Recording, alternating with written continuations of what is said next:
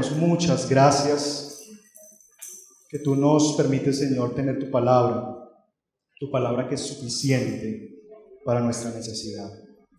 Y tú has enviado tu palabra hoy, Señor, y nosotros como tu pueblo queremos oír tus palabras.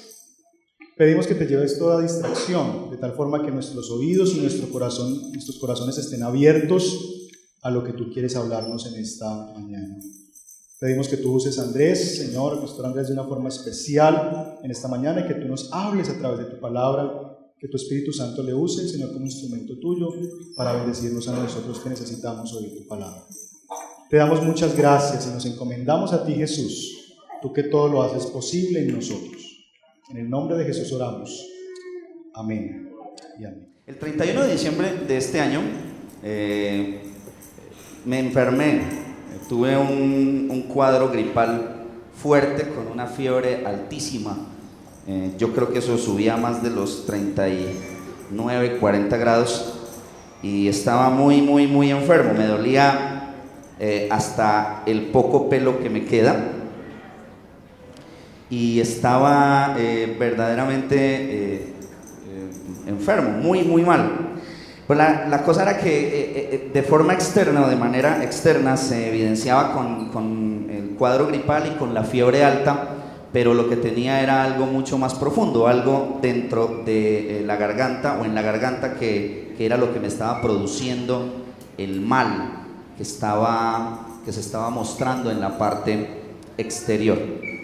Evidentemente hay problemas, ¿sí?, que uno puede observar, pero que necesariamente tendríamos que mirar un poco más de fondo para poder observar cuál es la razón o cuál es la realidad que está detrás de los problemas. Y creo que la invitación a observar la carta de Santiago con esa perspectiva es muy interesante, porque Santiago nos plantea, al menos en el texto, en la parte donde vamos a compartir en esta mañana, nos plantea un problema dentro de la iglesia, un problema de las personas de la iglesia, pero que sin lugar a dudas tiene o contiene algo que es mucho más profundo de lo que se está reflejando, algo así parecido como la canción del salmista Ricardo Arjona, que dice: el problema, ¿sí?, el problema no fue hallarte, el problema es olvidarte, ¿sí? El problema no es tu ausencia, el problema es que te espero. El problema no es que juegues, el problema es que es conmigo. El problema no es que mientas, el gran problema es que te creo, ¿sí? ¿Cómo deshacerme de ti si ni siquiera te tengo? Algo así parecido es lo que nos va a plantear Santiago en el texto del cual hoy vamos a compartir. La temática de mirar con los ojos de Jesús es algo bastante complicado, porque cuando uno empieza a mirar con los ojos de Jesús se da cuenta que la situación se torna mucho más difícil. La justicia social, el tema de Santiago en el texto. Yo lo voy a invitar para que leamos capítulo 2, versículos 1 hasta el 13 y podamos ir avanzando en el desarrollo del texto. Santiago, carta epístola de Santiago, capítulo 2, versículos 1 hasta el 13. Hermanos míos, la fe que tienen en nuestro glorioso Señor Jesucristo no debe dar lugar a favoritismos. Supongamos que en el lugar donde se reúnen entra un hombre con anillo de oro y ropa elegante, y entra también un pobre desarrapado. Si atienden bien al que lleva ropa elegante y le dicen: siéntese usted aquí, en este lugar cómodo, pero al pobre le dicen: quédate ahí de pie, o siéntate en el suelo a mis pies, ¿acaso no hacen discriminación entre ustedes, juzgando con malas intenciones? Escuchen, mis queridos hermanos, ¿no ha escogido Dios a los que son pobres según el mundo para que sean ricos en la fe y hereden el reino que prometió a quienes le aman? pero ustedes han menospreciado al pobre. ¿No son los ricos quienes los explotan a ustedes y los arrastran ante los tribunales? ¿No son ellos los que blasfeman el buen nombre de aquel a quien ustedes pertenecen? Hacen muy bien si de veras cumplen la ley suprema de la Escritura: ama a tu prójimo como a ti mismo. Pero si muestran algún favoritismo, pecan y son culpables, pues la misma ley los acusa de ser transgresores. Porque el que cumple toda la ley, pero falta en un solo punto, ya es culpable de haberla quebrantado. Pues el que dijo, no cometas adulterio, también dijo, no mates. Si no cometes adulterio, pero matas, ya has violado la ley. Hablen y pórtense como quienes han de ser juzgados por la ley que nos da libertad, porque habrá un juicio sin compasión para el que actúe sin compasión.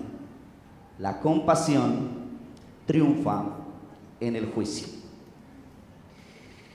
Cuando uno piensa en justicia social, inmediatamente está pensando en el cómo vivimos, cómo miramos a los necesitados en medio de las desigualdades del mundo en el que estamos. Ahora, esa pregunta la podemos extender a la iglesia.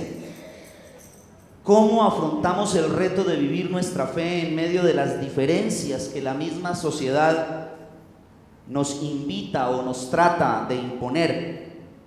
La estratificación social, cultural, las diferencias en educación, oportunidades. ¿Cómo respondemos en el marco de la fe ante tanta injusticia, en medio de un mundo donde el rico cada día tiene más y el pobre menos? La realidad de los destinatarios a los que Santiago les está escribiendo es bastante cruda, difícil de entender y de soportar.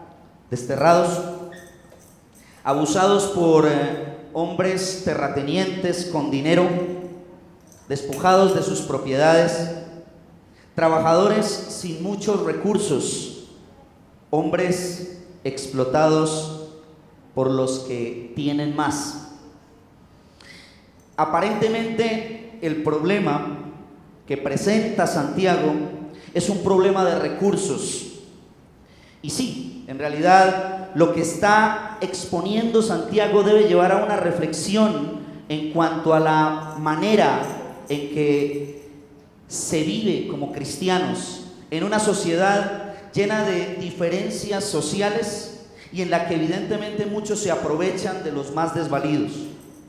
Pero, y esto sí tiene que ser algo para reflexionar profundamente, la fe no puede vivirse a expensas de algo tan pasajero como el dinero, las posesiones, lo que se acumula para beneficio personal, tener o no tener. Como Arjona, Santiago nos muestra que la cosa es mucho más profunda. El problema no es de plata, el problema es un problema de fe.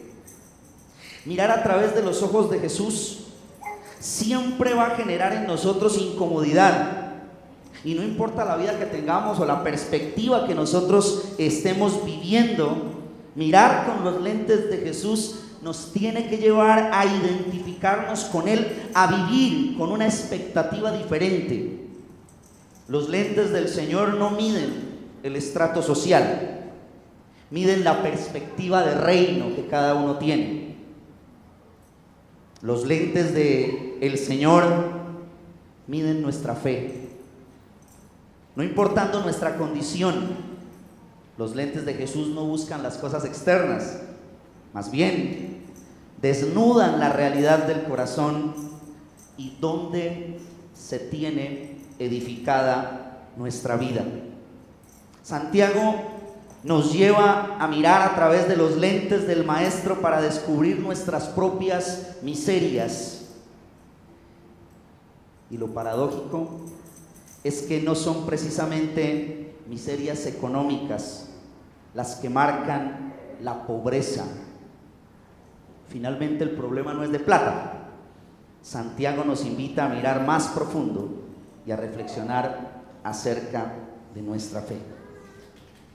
En un contexto, y no solo el contexto del mismo Santiago, sino el de nuestra propia realidad, en donde la desigualdad económica y la injusticia social son el pan de cada día, en un contexto donde los ricos y pobres viven en vidas totalmente diferentes, entonces Santiago nos lleva a pensar en fe, en la fe, y a vivir con la mirada puesta en el Maestro. Así que, observando el texto de estudio, Santiago plantea el tema de la desigualdad, el tema de la realidad entre ricos y pobres, bajo dos problemáticas, dos problemas que se están viviendo, pero que finalmente esas dos problemáticas reflejan la miseria de la fe. Discriminación.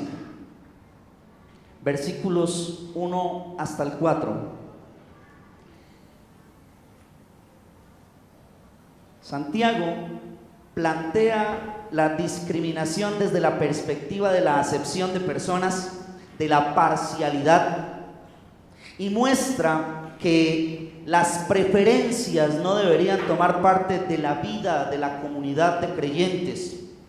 La fe en Cristo Jesús no nos permite vivir bajo esa perspectiva. El caso que presenta Santiago en esta porción, en los primeros versículos, sea hipotético o no, que algunos comentaristas acerca del texto dicen que es algo hipotético, otros dicen que no, que era algo que se estaba presentando dentro de la iglesia. Sea hipotético o no, crea un conflicto en la comunidad de creyentes. Y ese conflicto nos muestra un problema gravísimo dentro de esta comunidad. Sobre todo porque marca una diferencia enorme frente a la realidad del Dios que se observa en la palabra, en las Escrituras. Un Dios que es defensor de viudas y de huérfanos, y ya Santiago había dicho algo de eso en los versículos anteriores del capítulo 1. Un Dios que levanta al pobre, que no hace acepción de personas. Un Dios que escoge de lo vil y de lo menospreciado para avergonzar a los sabios. Marca una diferencia enorme con el Cristo al cual la iglesia proclama, porque fue un hombre que llegó a hablar el evangelio, las buenas nuevas a los pobres, que caminó con los despreciados, con los discapacitados de la sociedad, que tocó leprosos, que sanó lisiados, ciegos, que se despojó a sí mismo de sus riquezas en la gloria del Padre para dar esperanza de vida eterna en su nombre. El planteamiento de Santiago va en contravía con el Dios que se proclama. La discriminación abre una brecha real, grande, entre aquellos que forman parte del cuerpo de Cristo. Va en contravía con la verdad de Dios, con la identidad del Dios de las Escrituras. Porque, como diría el mismo Pablo en la carta a los Gálatas, todos somos uno en Cristo Jesús. En la iglesia donde yo sirvo, el Señor nos ha permitido a mi esposa y a mí servir durante 6 años. Es una iglesia en un contexto social muy diferente al de muchos de ustedes. Queda hacia el norte de la ciudad de Medellín, en una de las comunas por el sector de Santa Cruz. Y uno pensaría que en medio del contexto en el que nosotros tenemos la oportunidad de servir, no debería existir la discriminación.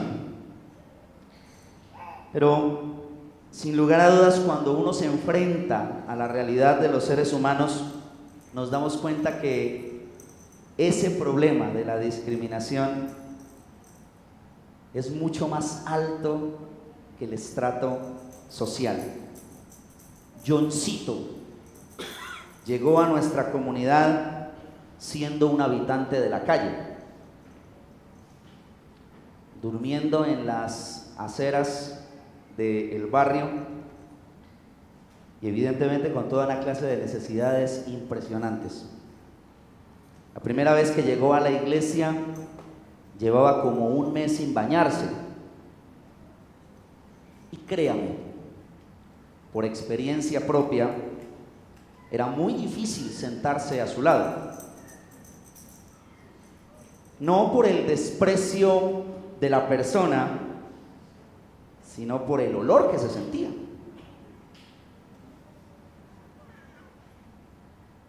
La iglesia luchó con este hombre de situación difícil, de vida completamente diferente a la nuestra. Nos costaba amarlo, acogerlo, abrazarlo.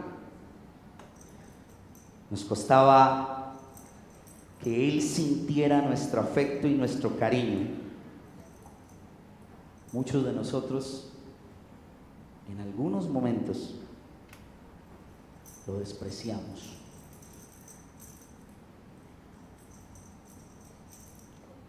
Santiago nos recuerda que eso no debe ser así. Abuso, segundo problema, básicamente explotación. Los versículos que tenemos entre el 5 y el 6 nos dicen lo siguiente: hacen muy bien si de veras, escuchen, mis queridos hermanos, ¿no ha escogido Dios a los que son pobres según el mundo para que sean ricos en la fe y hereden el reino que prometió a quienes le aman? Pero ustedes han menospreciado al pobre. ¿No son los ricos quienes los explotan a ustedes y los arrastran ante los tribunales? ¿No son ellos los que blasfeman el buen nombre de aquel a quien ustedes pertenecen? Santiago no se queda con el problema de la discriminación, de la acepción de personas, y no deja las cosas solamente en ese marco. Reconoce que la situación de diferencia social es mucho más grande y lo plantea desde varias preguntas fuertes, retóricas. ¿Cómo es posible que se discrimine en medio de la iglesia? ¿Y cómo es posible que no se reconozca lo que ha pasado entre ricos y pobres en medio de la comunidad? Las preguntas de Santiago muestran su indignación personal. ¿No son los ricos los que se han aprovechado de los pobres? ¿No son los ricos los que han abusado de ustedes? Corrupción, abuso. Pero la demanda de Santiago es contra aquellos que dan preeminencia a los ricos. Ustedes los han menospreciado. Miren, el capítulo 5 de esta carta, en los primeros versículos 1 al 6, es bastante demoledor con la misma temática. Mire lo que dice Santiago acerca del mismo problema dentro de la iglesia. Ahora escuchen ustedes, los ricos, lloren a gritos por las calamidades que se les vienen encima. Se ha podrido su riqueza y sus ropas están comidas por la polilla. se han oxidado su oro y su plata. Ese óxido dará testimonio contra ustedes y consumirá como fuego sus cuerpos. Han amontonado riquezas y eso que estamos en los últimos tiempos. Oigan cómo clama contra ustedes el salario no pagado de los obreros que trabajan en sus campos. El clamor de esos trabajadores ha llegado al oído del Señor Dios Todopoderoso. Ustedes han llevado en este mundo una vida de lujo y de placer desenfrenado. Lo que han hecho es engordar para el día de la matanza. Han condenado y matado al justo sin que Él les ofrezca resistencia. Terrible la manera en la que plantea Santiago la realidad de los ricos. Lloren a gritos por las calamidades que se les vienen encima. Lloren a gritos por aquello que ustedes han hecho, porque no piensen que Dios se quedará callado en medio de la injusticia. Y cuando leía yo el texto y estaba estudiando, se me venía a la mente una parábola que me habló mucho hace unos años. Me parecía ver a la viuda pobre delante del juez. Hazme justicia de mi adversario. Hazme justicia. Y el tipo, que como dice el texto, ni temía a los hombres ni temía a Dios, estaba relajado. Me lo imagino sentado en el banco, dándole preeminencia a los que sí tenían con qué se les agilizaran sus diligencias judiciales, y esta pobre mujer todos los días venir a su presencia: hazme justicia, hazme justicia. Me imagino que la estuvieran sacando del lugar porque ya le era molesto al juez injusto. Hazme justicia, hazme justicia. Jesús en el texto es bien claro cuando dice: ¿será que Dios, el juez justo, se tardará en responder? Santiago nos muestra una situación similar en medio de la iglesia. Dios no dejará la injusticia con impunidad. Tenía 8 años, estaba en tercero de primaria, tenía 9 años, estaba en tercero de primaria, y había un chico dentro de la escuela que me caía mal. Un día, a la salida de la escuela, yo fui con 2 amigos míos de la infancia, ya llevábamos varios años de ser amigos, y estábamos allí departiendo, y ahí estaba ese muchachito que me caía mal.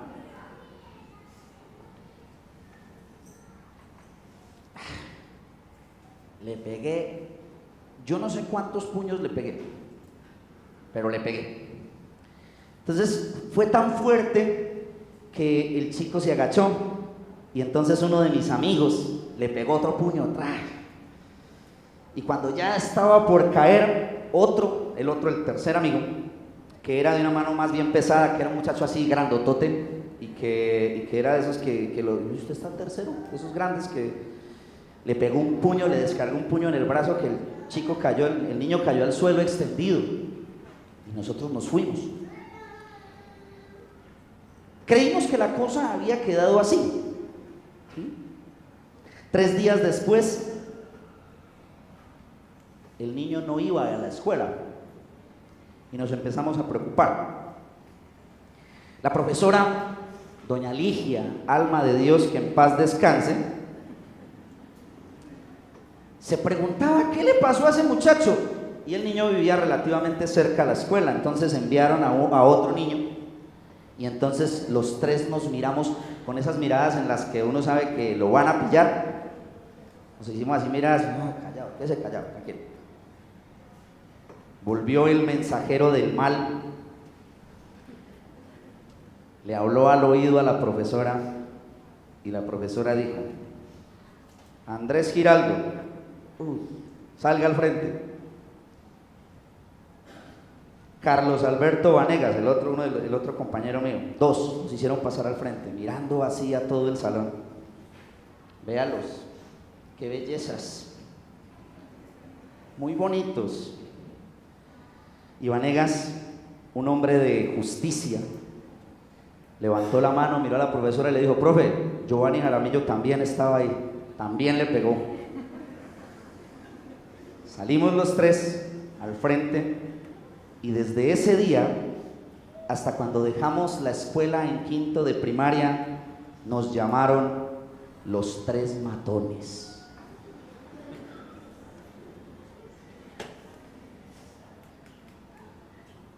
Por nuestras manos corría sangre inocente. No fue la única que hicimos, fueron varias. Pero Dios se encargó de poner todo en su lugar. El libro de rectoría recibió más firmas de las que debería haber recibido. Y finalmente tocó dejar el lugar con una mancha en nuestra disciplina y conducta. Mírenlos, ahí van, como la letra escarlata, los tres matones.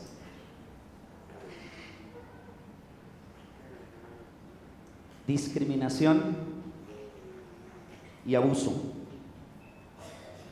Pero cuando uno mira eso, tiene que pensar un poquito más allá. Recuerden, el problema no es de plata. El problema no es de diferencias sociales. El problema no es que usted tenga o no tenga. ¿Cuál es el verdadero problema? Y Santiago confronta a esta comunidad que se ha permitido vivir esas dos problemáticas dentro de ellos con algo mucho más fuerte. El problema, el verdadero problema es un problema de fe, un problema de vida delante del Señor, un problema que refleja el incumplimiento de la ley y la falta de misericordia entre cada uno de ustedes. Santiago va más allá de las acciones externas y busca el problema de fondo. Cuando se desprecia al hermano, cuando se abusa de él, se está fallando en lo más básico de la vida cristiana. Amarás a tu prójimo como a ti mismo. La pregunta del gran mandamiento que le hicieron a Jesús genera en nosotros el pensamiento de lo que tiene que decir el texto. ¿Cuál es el gran mandamiento? Amarás al Señor tu Dios con todo tu corazón, con toda tu alma, con todas tus fuerzas, y amarás a tu prójimo como a ti mismo. Allí se resumen la ley y los profetas. Pero yo propondría que esa pregunta, la pregunta que le hicieron al maestro, debería ir de una manera más práctica. ¿En qué consiste la fe? No nos podemos confundir entre religión y religiosidad. La fe no se resume en una serie de parámetros, normas, comportamientos. La fe se vive, se encarna. Esta exhortación de Santiago, en los versículos 1 hasta el 13, del 8 hasta el 13, nos llevan a mirar que en medio de la comunidad hay una incomprensión de lo que significa la fe. No viven como ciudadanos del reino de Dios. Y aunque lo presenta desde una perspectiva muy legal, porque está haciendo una alusión al cumplimiento de la ley, a que la violación de uno de los mandamientos es la violación de todos los mandamientos, a pesar de eso, acá en este texto lo que apunta, lo que señala, no es el cumplimiento de la ley, sino el corazón, la fe. Aquí no se importa o no le importa a Santiago si usted tiene o no tiene. Aquí lo que importa es la manera en la que se está viviendo la fe. No sería extraño para nosotros lo que sigue en los versículos 14 al 17, cuando se coloca un ejemplo más de lo que significa la vida de fe. Si tú ves a tu hermano en una situación difícil y lo abrazas y le dices: ay, ve, caliéntate, sáciate y ve en paz, que Dios te bendiga, eso no es suficiente. Es una perspectiva muy similar a la que plantea Juan en la primera carta, cuando está hablando acerca del amor.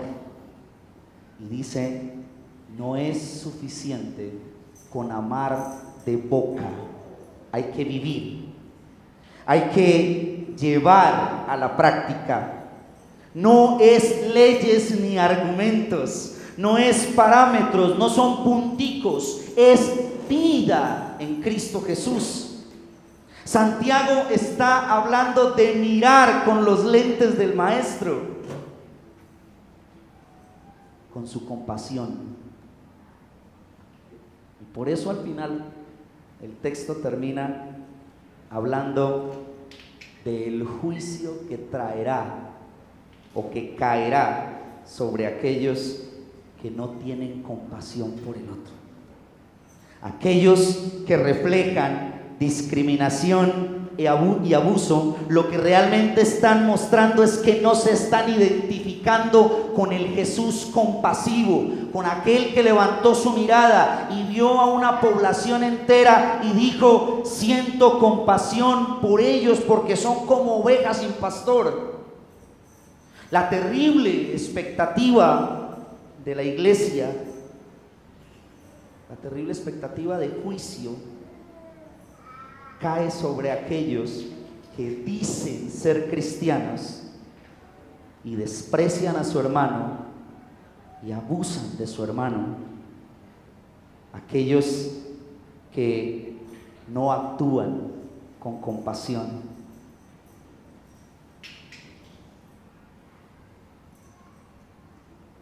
El problema no es de plata.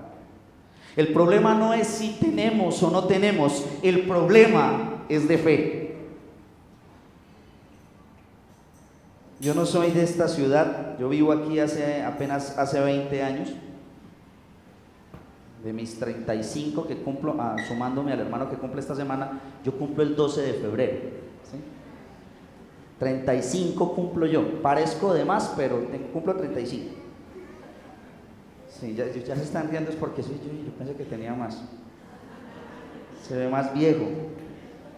Sí, tengo 35, la barriga no ayuda, ¿sí? Pero voy a comprar, estoy pidiendo un caminador.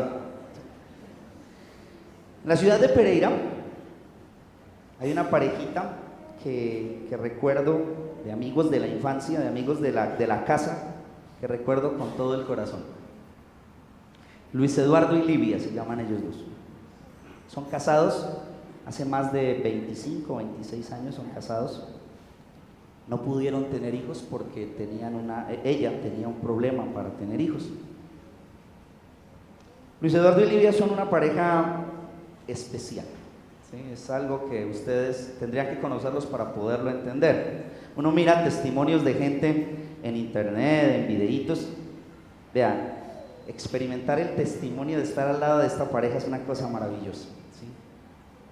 Luis Eduardo y Livia tienen la casa más limpia de este mundo. ¿Sí? Usted va a su casa y usted no encuentra una sola migajita de polvo. El piso es brillante. Ahora, uno puede decir, ahorita con lo de la cerámica, que es más común en este tiempo que en otros días, es fácil, pero cuando todavía la cerámica no era tan común, sino que había de la baldosa vieja, el piso era brillante, porque Livia le echaba cera al piso y vea, le volía trapeadora de esa de pañito al piso y eso quedaba reluciente. Si usted se quiere tomar un buen tinto, tiene que tomarse el tinto de Livia. Eso sí, siempre que se lo entregue, usted va a saber que ella con sus dedos tocó primero el café que usted se va a mandar a su boca. No hay una persona que tenga la historia del barrio El Poblado en la ciudad de Pereira más metida en la cabeza que Luis Eduardo. Usted se puede pasar horas sentado conversando al lado de Luis y él contándole todos los pormenores y asuntos que han sucedido en los últimos 20 años con nombres, apellidos y ubicación de cada una de las personas que lo hicieron. Luis Eduardo es una persona sumamente conversadora. Tomamos la decisión de que cuando lo llamamos hay que dejar un buen cupo en los minutos para poder escucharlo una y otra vez. Luis Eduardo y Livia son invidentes. Ella casi de nacimiento, él a los 20 años perdió la vista. Se conocieron cuando estudiaban en Bogotá, junticos, en una entidad que los acompañaba y los capacitaba y les ayudaba a salir adelante. Y después de conocerse, fue amor no a primera vista, sino a primera charla, ¿sí?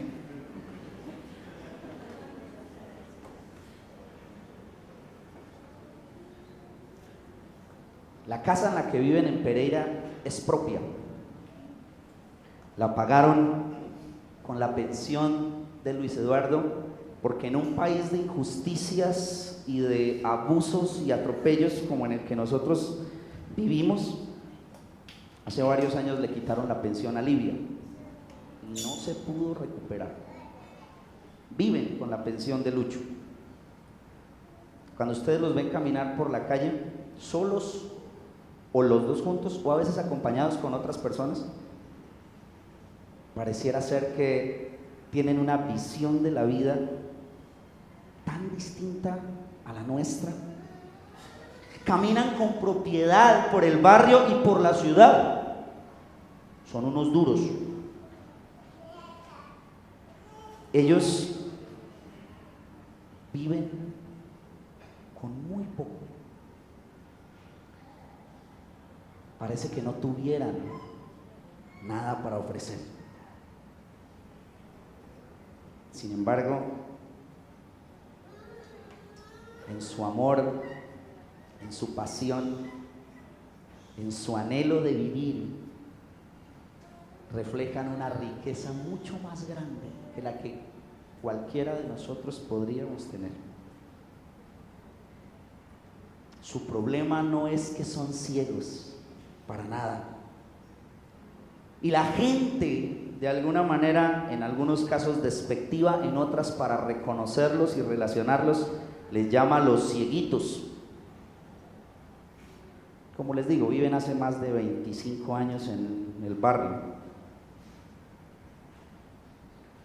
Ellos, su escasez y sus dificultades no fueron motivo o no han sido un motivo para vivir una vida plena y gozosa.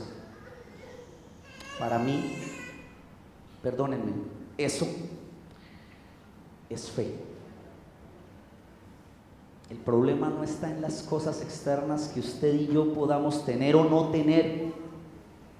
Las cosas que nosotros como hombres, seres humanos, podemos atesorar o no atesorar. El problema es un problema de fe, de cómo vivimos en medio de nuestra iglesia, con nuestras dificultades, con nuestras carencias, con nuestras falencias,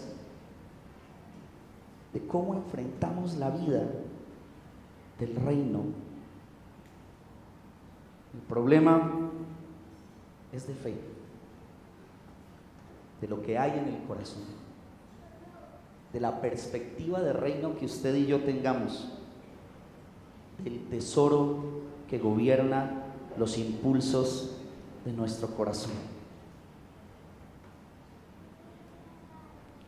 La discriminación y el abuso son solo un reflejo de unos corazones endurecidos que no viven conforme al reino de Dios. No reflejan al Dios de las Escrituras, no reflejan su amor, no reflejan su compasión.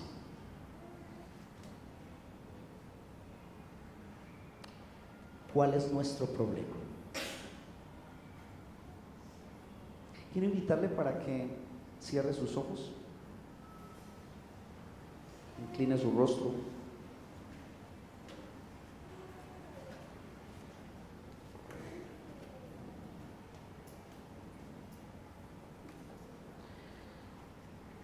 En esta mañana en la que sacamos un poco de tiempo para venir a reunirnos con nuestros hermanos,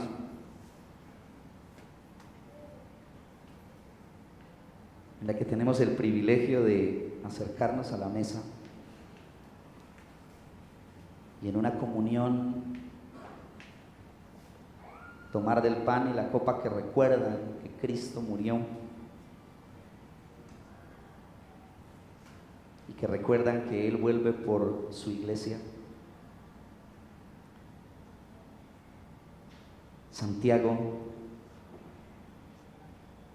nos recuerda, en medio de la injusticia de la vida y de las cosas que podemos experimentar, el problema no es de plata, jamás ha sido de dinero. El problema siempre es un problema de cómo vivimos nuestra fe frente a la adversidad, frente a la multitud, frente a la escasez y frente a la abundancia.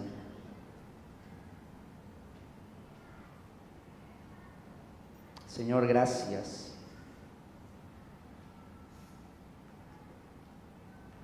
porque tu palabra nos invita a mirar con tus ojos, Señor. Nos invita a mirar más allá, porque tú no vives de apariencia, tú conoces lo que hay en el corazón.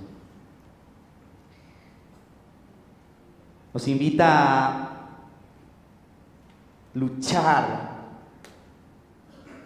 por ir en contra de aquellas prácticas, de aquellas cosas que van en contravía de tu verdad, Señor.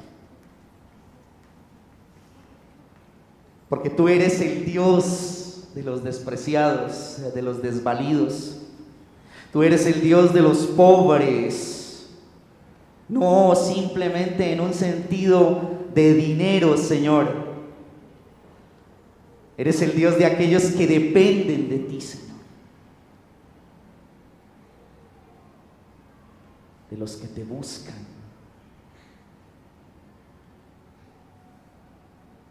De los que descansan en tus brazos. Señor, te rogamos que nos guardes de la discriminación, de mirar las apariencias de nuestros hermanos o de los de afuera. Señor, te rogamos que nos guardes de el abuso, porque nuestro corazón muchas veces tiene una tendencia enorme hacia la injusticia. Señor, y te lo pedimos, rogándote que nos ayudes a aferrarnos a tu verdad, Señor, a tu palabra,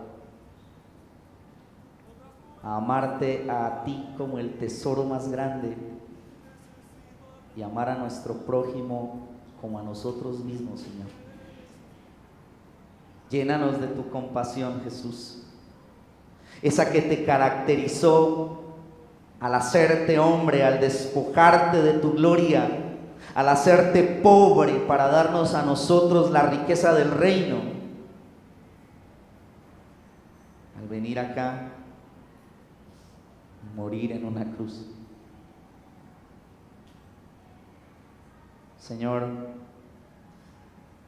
llévanos a vivir nuestra fe con la mirada puesta, Señor, en ti, mirando como tú miras, amando como tú amas, viviendo como tú lo hiciste, Jesús,